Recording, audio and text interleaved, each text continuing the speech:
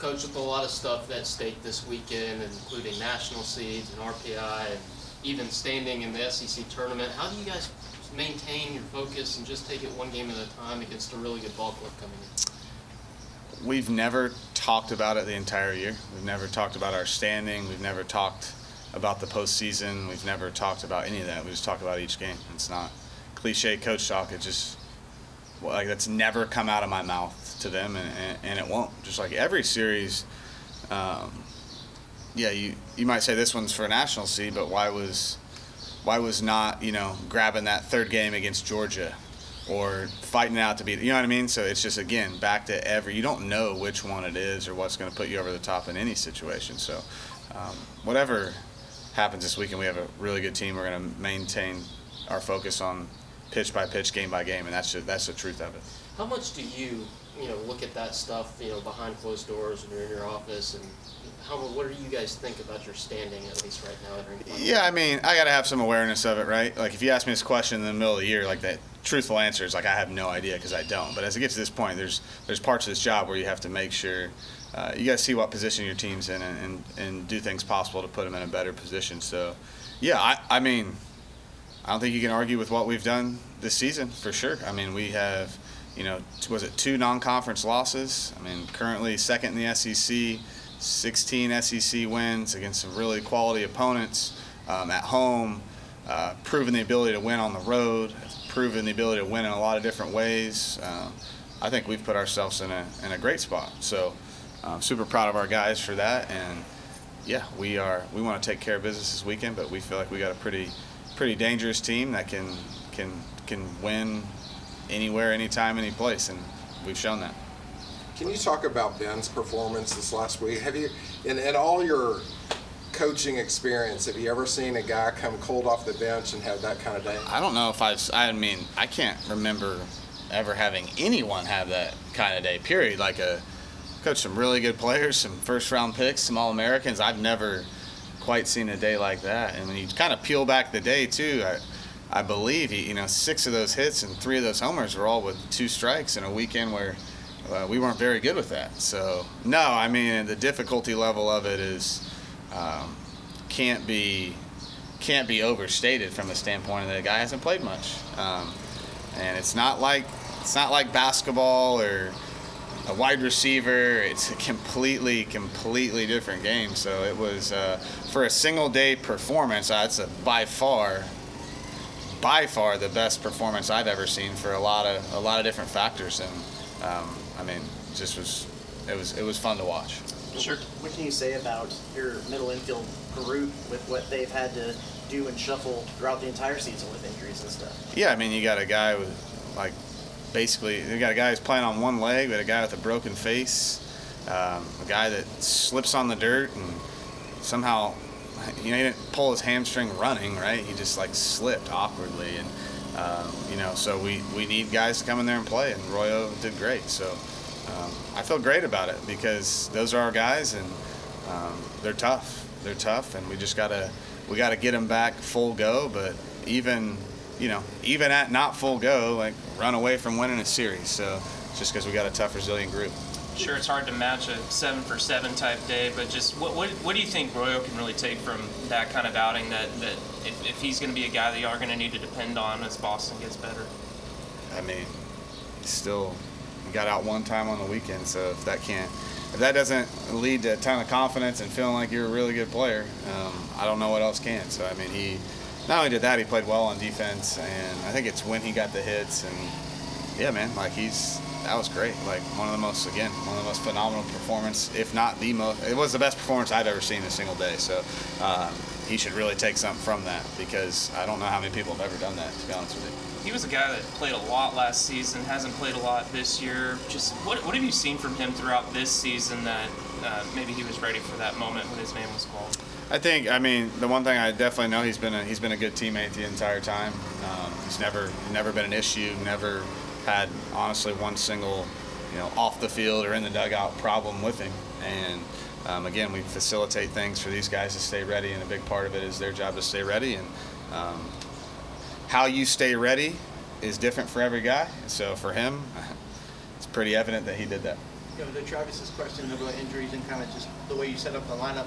Later in the season, attrition happens, wear and tear happens. Do you adjust at all, like the week-to-week preparation, practice-wise, to kind of keep them at their best on game day late in the year? Oh yeah, for sure. And I mean, wear and tear and attrition happens. The broken bones part is just something that's we can't account for. But yeah, for sure. I mean, we do things to keep them off their feet, to try to freshen them up. It was just like this week, like, we got travel day on Sunday.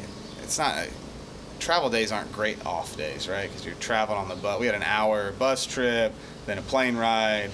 So they were off on Monday. There's some guys in here hitting in the cage, pitchers doing the throwing program, and just, you do your best you balance what you need to do to prepare. It's like yesterday, like we had some hitting stuff to go over, stuff we've done, and we met on it and we talked about it, right? Like sometimes drilling them to death is not the best answer. So we met about it, we talked about it. Even last week, we start every practice, we stretch, and then we go right to base running. Well, we did our base running, we did like a 10 to 15 minute video session on the base running instead of actually the act of doing it. So you do little things as much as you can just to maybe give them that extra percent they might need. How is Boston progressing, and is there a timetable for a return? I don't know.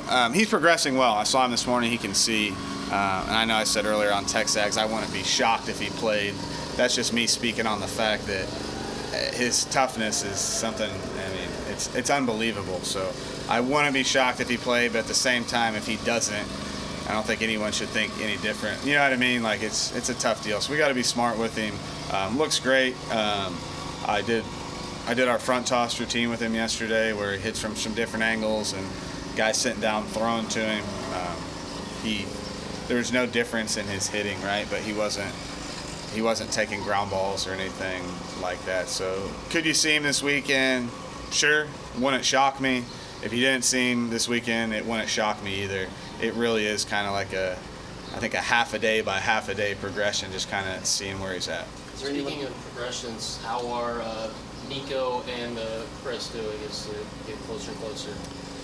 Chris, the thing with Chris, it's like it's hard for him to heal when he's on it, right? So every time he runs, every time he hits a double or even a home run running around the bases, his progression kind of goes up and then slightly back down.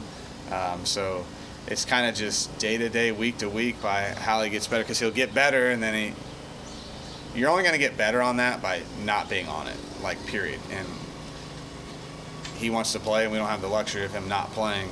As far as Nico, he's been jogging around doing some stuff. We'll see about him this weekend, but again, we got to be smart, right? Like you said, there's a lot at stake, but there's also larger things at stake, moving forward. So it's a balance of having him ready when we need him, because we don't want to lose him again. One more with Boston. Is there any restrictions on if he can only hit, only field, or is he clear to do both? When he can play, he can play. Yeah. Have y'all thought about putting any kind of like mask over his helmet just to protect the eye? I think we have to. Yeah, that's what we were talking about yesterday. You got to do some unique stuff in this situation, because definitely, say kind of dodged a bullet without a concussion and needing surgery. I don't think you want to get hit there again. And then when it comes to pitching rotation, what do you think you guys are going to roll with this week? Yeah, so we'll go Darden on Friday again, and then Sims will not start this weekend. He's had some tightness, and it's kind of, we just think he needs some rest. We need some rest so we get him full go for the postseason. So Sims will not make his start this weekend, just due to he's tight, and we need to make sure he's ready to go for the long haul. Was that part of the reason he only threw 3 innings last weekend? I think partly, he just looked a little tired, a little gassed, and it was just also from a pitching standpoint, it looked like the right time to make the move. So are y'all TBA the last 2 games then? Yep. Gotcha. Darden, TBA. What did you see from Darden in his start that you liked, and what you hope he can build on? I think what I saw that I liked is he wasn't at his best. He gave up 2 runs, had some traffic, but he got out of it. And I think the part that's encouraging for me is he got that out of the way. He got his feet wet, and I know he's gonna pitch a lot better than that. So what I liked is like what I think we're gonna see moving forward.